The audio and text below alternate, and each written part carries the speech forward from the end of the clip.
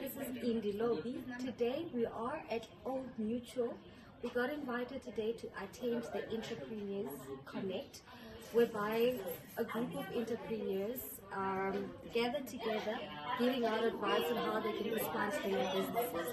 I am looking forward to this day. Are you? We're going to have an interview. We're going to have a couple of interviews with our guest speakers. We will check you later. Adios.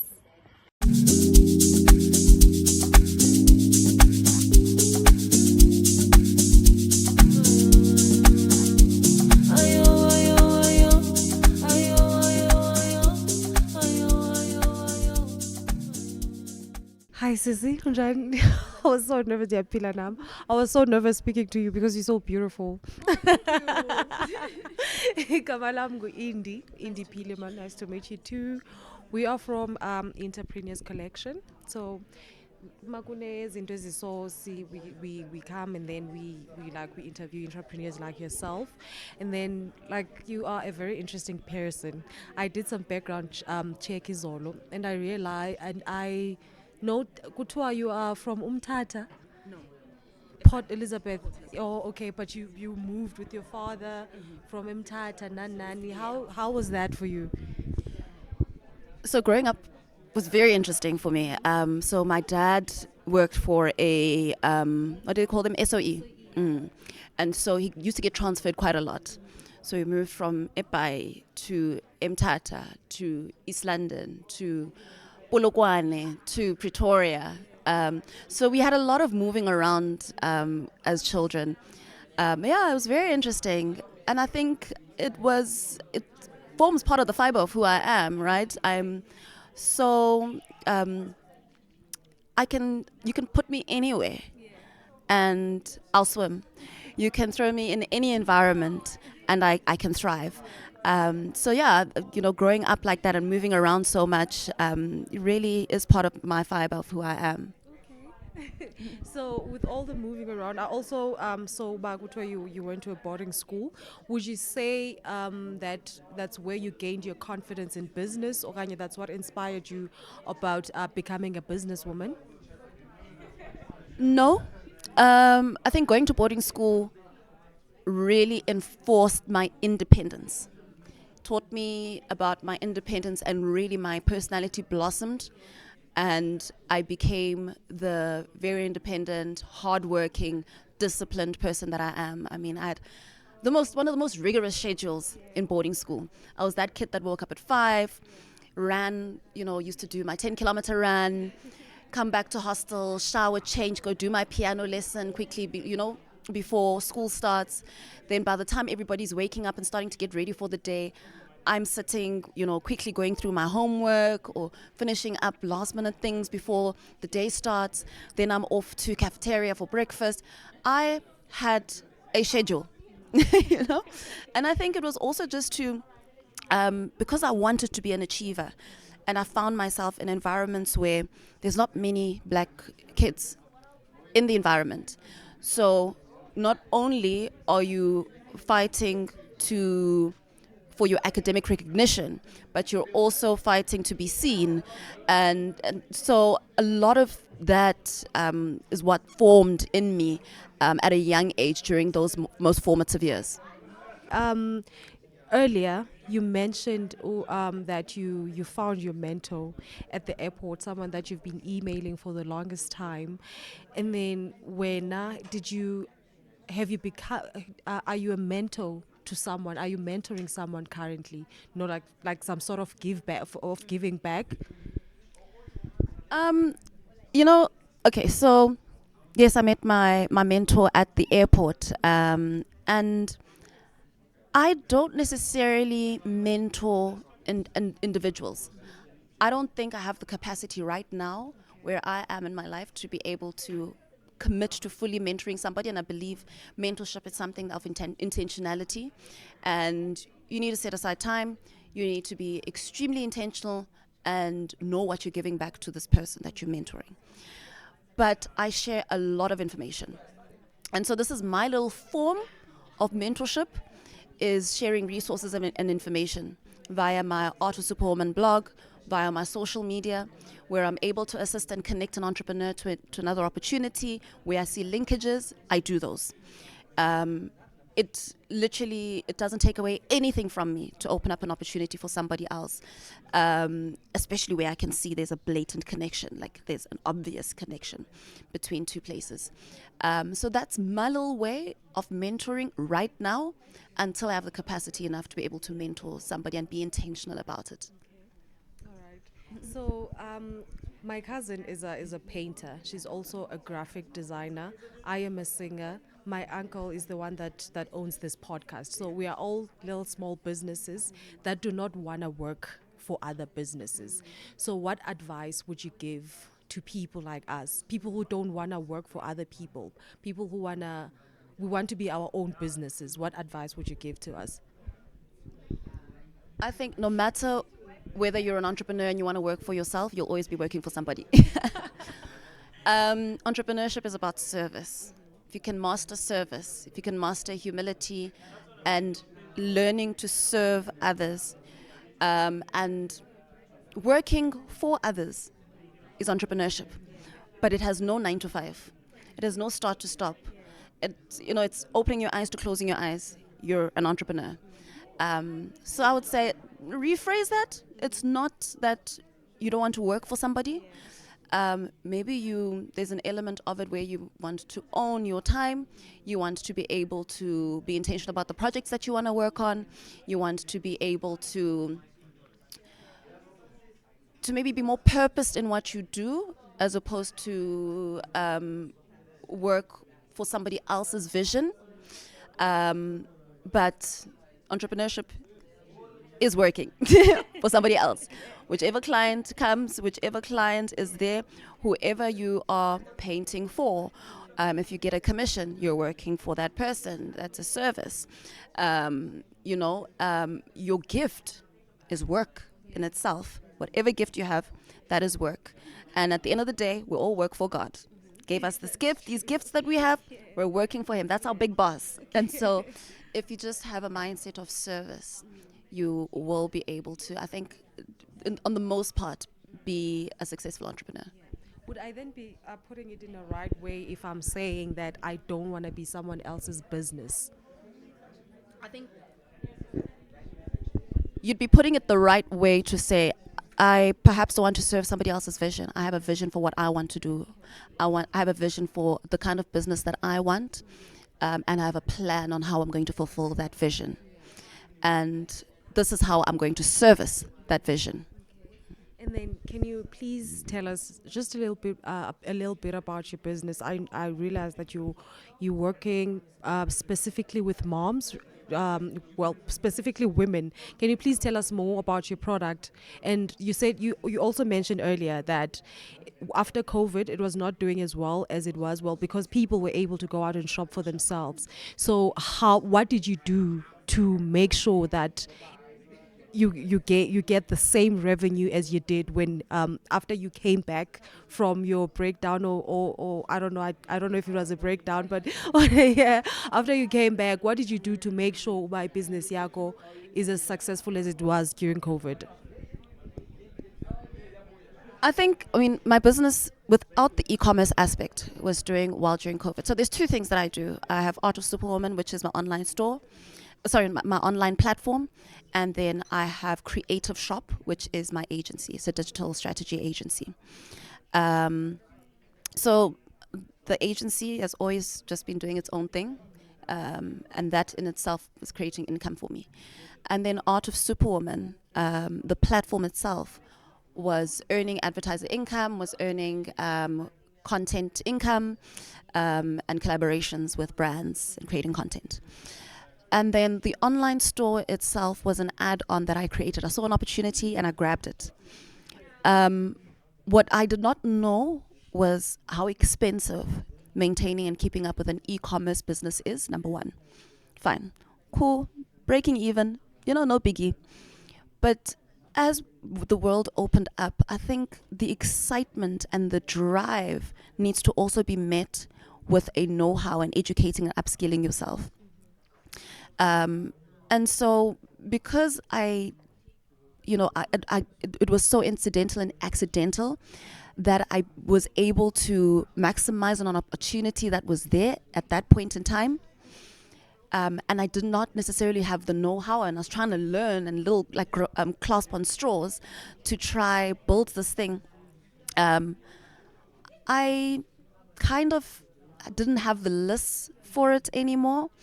Um, and so I had to go back and regroup and learn and study and understand the e-commerce game and understand the business and understand how much it's going to cost, what is needed, understand my audience a little bit more, understand how my audience's needs are changing as they're coming out of COVID.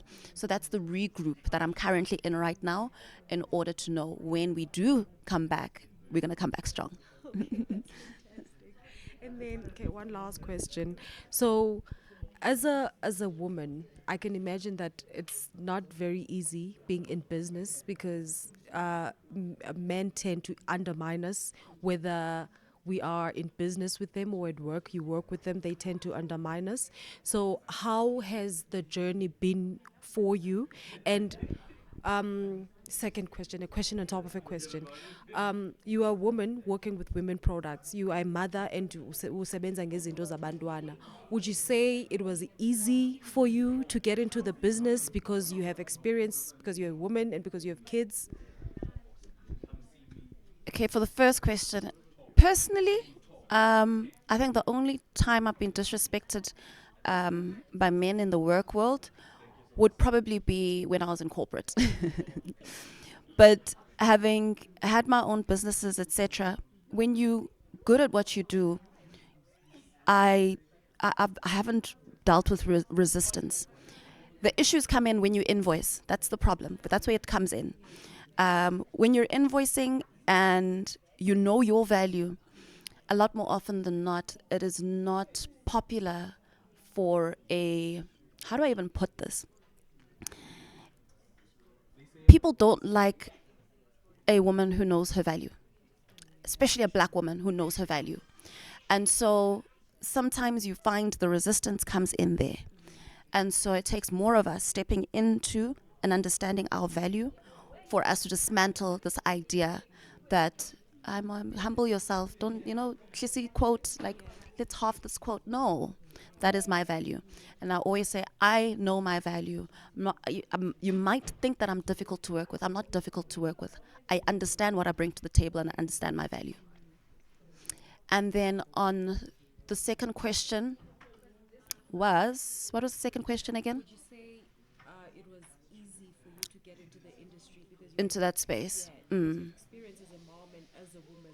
Yes, I think the credibility of being a woman and being a mom lent itself to me being able to tap into and access the market and to get into the industry.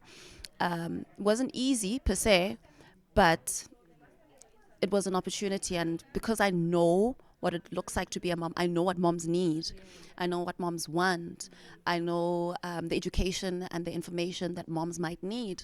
I also understand that somebody else might not be a mom right now, but might aspire to be a mom. And so because I've already walked the journey for 13 years, here's some information that you might want to know. So yeah, I think it wasn't necessarily easy because you first had to go through the journey yourself because that wasn't easy. But then it made it easier to be able to relay information in hindsight. All right. Thank you so much for giving us your time. Mrs. Olwethu Shaba Lona from Art of a Superwoman. Thank you so much for joining us today. Have yourself. God bless you and God bless your business. Nganga inge anda yande yande. Fike kule ndawo ufuna ibe kuyo. Right. Igama lam Indiphile Lobby. Later. So up next we have Utalifani Banks. I read your profile yesterday. Kutwa, you started your business when you were 10. I don't know if Google is lying. Google lies sometimes. My mother's business. I was helping her to grow her business in basic survivalist, but then I took a break around when I was at university and I went to work, but I felt something was missing. I needed to bring it back, and this is who I am. Yeah. Yeah. And then, like, you talked about bringing a lot of change in South Africa, in the South African business. how are you doing that? Are you only doing that by hiring people, or do you have people that you are also sponsoring through your business? I honestly don't believe in giving, just giving and leave. I believe in creating the economics for someone. My first company, Analytics X, was about hiring and creating platform for data science and stuff, but that was not the ultimate. Now we built Spaza Eats. Spaza Eats is about helping a family that has a restaurant. You help them get more orders and grow their business. The more they do that, they hire more people. You also hire more drivers. So through that, you multiply this across national. That's how you create the economics. Yeah. And then I saw a lady on a t-shirt at this Spaza- Spaza shop. Spaza Are Eats. you? Yeah. Same. Yeah. Yes. That's my wife. Yeah. Really? Yes. That's beautiful. Yes. And then, so I have this question that well, we had a bit of a conversation before we started. Yeah. How do you get a sponsorship as an individual business? Because I consider myself a business. My uncle considers himself as a business. Yes. So to make sure that we expand, we don't work for someone else. How can we make sure? How do we get the funds? Because the only thing that's basically missing is the funds. That's 100% true. When you chase, things run away from you. You have to attract them. And music is the same. It's about attraction. So you have to present yourself in a way that somebody feels that they need to work with you. Same way I was speaking here. I'm sitting on a crate, but the knowledge makes people want to relate. That's what old Mutual would say. No, let's invest in him. Let's give him sponsors. Let's give him a boardroom. Tuesday we were here. They gave us a space. And that's how you build. And many more start supporting you and help you to build. Yeah. You have to be presenting yourself in a way that is powerful and it makes you stand out. Then you attract. Okay. Yes. And then, what makes you stand out as a person and as Me. a business? Yeah. As a person, I'm living in my Christ level. I'm in my Christ level. It is the best. When I'm quiet, but when I start speaking, you can hear there's God in this. Yeah. This higher level of consciousness. And it's because I found myself and I found my path. When I was young, I used to be in leadership. I used to preach as well. But now I found that I speak life to people. So that's what I do apart from business. Or even in the business, I'm able to bring teams together and I speak life to them. So I can turn average people to be superpowers. In my office, I tell them, guys, you can make this. This is what we are called for. And that's what brings innovation and helps me to scale. Yeah. And then speaking of preaching, it's a coincidence because yesterday I was watching this pastor. I forgot his name because I had just saw him Okay. on TikTok yesterday. He said that music is spiritual. Yeah. It grabs you. Yes. He said it takes over your body without your permission. Yes. Would you say the same thing about business or Yeah. about you as a preacher? About anything that takes you to the highest level of consciousness. Music takes you, if you've sinned in the shower or in the mirror, it takes you to the highest level where you ignore the problems. That's where you need to live every day. I live there. So it's almost like people think I'm ignorant or I'm stupid. It's because my life is not dictated by what you're seeing. I'm dictated by what I can create. And that's what I bring to my life and to my business. In the business, the challenge that people can talk about this and that, they are not helping me to create. They are stumbling blocks, but the more I see further, it removes all the stumbling. Because when I started, we were small, but I kept on chasing further. Like now, I'm from here, but people think I'm from Nigeria, from Rwanda, do you know that I'm already in Rwanda already? Because they think you're from Rwanda. When you guys go to Rwanda, you will find me big there. You know what I mean? I've learned to live beyond where I am. And that's the spiritual life. Yeah. And then, speaking of leadership, you're a preacher, you have your own business. What makes a good leader? I think I'm not a normal preacher. I'm a preacher of entrepreneurship. But what makes a good leader is somebody who speaks life to people. Don't create followers, create leaders. And make them see themselves in their own life and their own journey. In the future, you'll hear a lot of people who will reference me. I'm telling you, there's going to be a lot of people who say, That's true. I know that for yes, I'm going to be referencing yeah. you from So now on. that's leadership. And then the spirit of inspiration inspires people to create here and to also create outside. I have inspired people who have now created their own business from where we started. So that's leadership, creating more leaders. Another thing is be in a position of have good heart for what you're doing. Think for others, and it's just that people take advantage of your goodness. That's why I addressed it. That me being good does not mean you must take advantage of me, but I'm doing my best to serve you. Use the opportunity. Yeah. All right, and then one last question. I learned a new word yesterday while I was looking at your profile. Econometrics. What is that? It's a study. Yeah, yeah.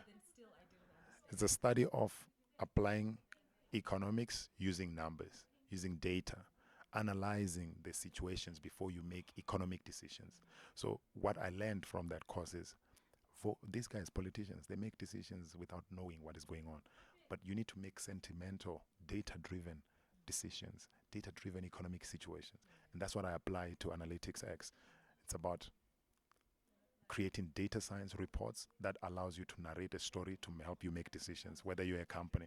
For Spaza Eats, for example, we can now tell you the behaviors of our customers, how they are buying, what they're buying, where mostly buying, what we need to create next, things like that. Yeah. Thank you. How I strike a perfect work life balance is to prioritize time accordingly. There's time to be a mother, there's time to be a wife, there's time to be a boss, there's time to be a sister, but all of these things make me as Nelisiwe a whole person, right? So dinner time, I don't compromise with dinner time. I genuinely ask with depth and nuance, how was your day? I want the full answer, not just the light passing time answer, or we sharing pleasantries. I want the real answer. If your day was bad, I'll make time to listen to why your day was bad. If your day was great, I'll make time to listen so I can give you praise. So I am intentional about moments. And I think because of that intentionality in my life, it spills on over to the work that we do. So if a project goes well, it was intentional to go well. And if it didn't go well, that means I wasn't intentional in terms of effectively making it happen. Then I need to be intentional with checking, where did I miss the mark? Where did I lack consistency? Where did I go wrong? And thrive or strive to do better every day. So I think it's important to highlight, Seguti, this journey of entrepreneurship is every day. It's deciding every day that you're gonna give your best every day. And when you have days where it's not your best, it's part of the process, it's part of life, it's okay. But when you feel up to it and you're good, make sure you make each day count. Yeah. And then a follow-up question on that. So let's say you have an argument. Let's say you have an argument. Let's say you have an argument at work with something that's work related. How do you make sure that you don't take that at home? Do you talk about work when you're at home? So do you talk about your personal life when you are at work? So, before at the beginning, that used the confusion or the cross pollination between work and personal used to happen. And when we're not doing well in the marriage or not doing well in the home life, used to affect the business. And I didn't know how to regulate my emotions properly. We had a conversation about it. One time we stopped outside the gate of our house, and I was like, we're from work, and we had a rough day at work. We were at each other's throats, and we decided that, you know what, it ends here at the gate.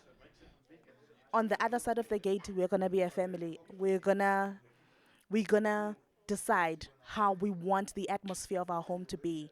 So we started to develop a culture between me and my husband as business partners as well, to say, when a certain time clocks in and I'm in this space, there's a way of expectation in terms of behavior and communication that we should have. I know boundaries, he knows his boundaries. And in the home, same thing applies. We need to always exercise and instill respect. I have to put respect in his title as a father in the home, in his title as a husband, sharp dad's at home. I also have to put respect in the fact that he's a qualified cinematographer, one of the finest in the country. I have to put respect on the fact that he is a co-owner of this company and his voice matters. He also has to put respect on my name and say she is part of the integral makings of this company, and her vision matters. What she puts on the table matters.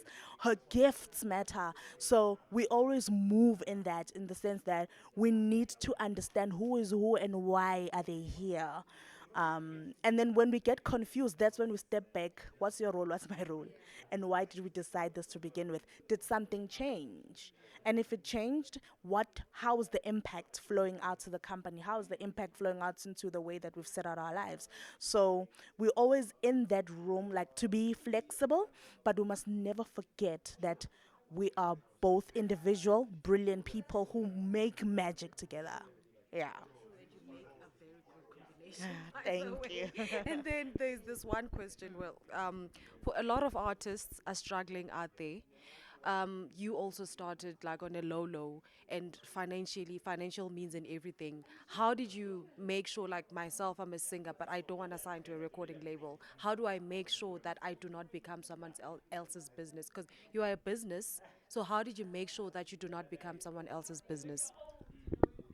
It's when, in order to make sure that you don't become someone else's business, is first for you to take yourself seriously as a business.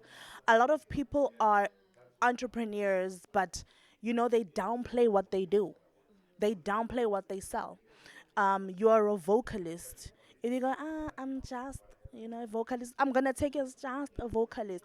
But when you take yourself seriously, when you are able to spot opportunities that are gonna propel your business to the next level, you must come ready. You get what I'm saying? You first take yourself seriously, and it goes back to what we were talking about, the energy. I take myself very seriously as a business person. Ne? I also take myself very seriously as a person. I'm very fun. I'm colorful. I'm vibrant. That's just who I am. And the business element of it is structure, right? And it's good. Structure's good. And then I found a way for both to coexist, right? And that is continually changing, because I'm always discovering more. I'm learning more about the business. I'm learning more about myself, and what it looks like this week may be different next week. But the difference that I'm hoping to see at the end is the business better? It has to be better. Is the business better next week? Am I better? Am I a better quality leader next week? Right? So I take everything that is connected to me seriously. Now, when for people to take you seriously, they have to see that you take yourself seriously. Are you prepared? Do you know what you're selling? Do you know how you want to make impact? If you can answer where, how, why, who, those 5 questions, if you can answer those grade 2 fundamental story block questions, then you know why you're doing what you're doing. If you can't answer any of them, then it doesn't mean you must quit. It means sit back and find the answers to those questions, so that you can know what your next step is at every stage of your business. Thank you so much. Thank you for your time. Ngihambe uyotya ke ngoku. Thank you so much for giving us your time. I really appreciate you.